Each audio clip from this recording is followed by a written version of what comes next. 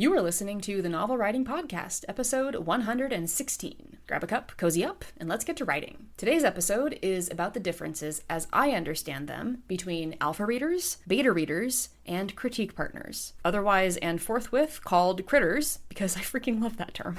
Some people use these terms interchangeably, but I use them in specific ways for different stages of the writing and publishing process. First up are actually the critters, even though they're alphabetically last in our list. Critters are the people who read your work throughout the writing process. They're the ones who will read a selection of your work, whether it's a few thousand words or a chapter at a time, to give short cycle feedback on what you're writing. While critters don't need to read the entire manuscript from start to finish, they do help you shape the book as you're writing it. I currently don't actually have critters for my book series, mostly because I didn't know they existed before I worked to publish the first book in my series, and the process I've used since has seemed to work out well. In the future, though, I may cultivate a core group of critters and participate more in the back and forth nature of this partnership because I know it has value. That's actually something to keep in mind with all three types of feedback partners in today's episode.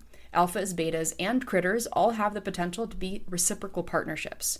That means that if they're critiquing your work, at some point you should be critiquing theirs. It's less common with alphas and betas than it is for critters, but I've seen core writing groups do reciprocal feedback like this on full manuscripts, as well as portions from the first draft and rewrites processes. Okay, moving on to alphas. I have seen the phrases alpha reader and beta reader used interchangeably, but I use them for different parts of the writing process. Alphas are the readers who see your completed manuscript after you have done some self-edits and cleaned up the obvious grammatical and spelling errors that happen when word vomiting a book onto a page. Alphas come before any kind of professional editing. These are the nice types of critters who want to see the story in its mostly raw form, and they're the ones who are going to tell you where your major problems are before you fork over money to get your baby seen by an editor. If you know you have a super saggy middle, you know your characters aren't as strong as you think they could be, you're not totally solid on your plot or your theme or your antagonist, but you have no idea how to fix any of that on your own, this is where alphas step in.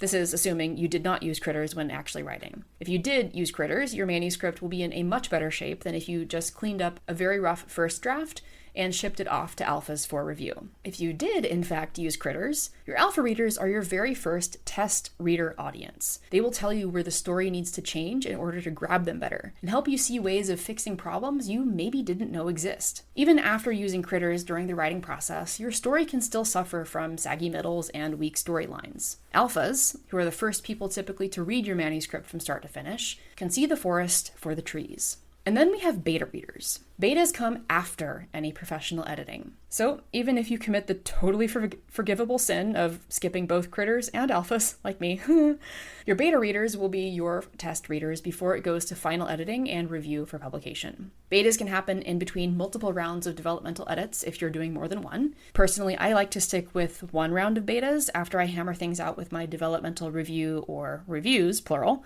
And you can even send your book to a second round of developmental edits at the same time you send it to betas, and then just incorporate all of the feedback at once. I will say before ending this episode that betas, alphas, and critters should not be a replacement for a professional editor. The people that you exchange your work with for reciprocal feedback like this, they are not professional editors. Some of them might be, but really if they are a professional editor, they should be paid as such. And beta readers, alpha readers, unless they are in the profession of editing, they're not going to give you the kind of feedback that an actual developmental editor would. And that is really important when we're thinking about the long-term success of any book that you're going to write. So there are so many ways that you could use a combination of alphas, betas, and critters that I would never say there's just one right way to do it. You can interchange these as you'd like, as long as you're not using these as a replacement for professional editing. So whether you're just starting out or you're a seasoned writer, consider what new ways you could incorporate feedback from these three types of feedback partners. That's it for today's episode. Thanks for listening, and remember, the first draft is supposed to be garbage.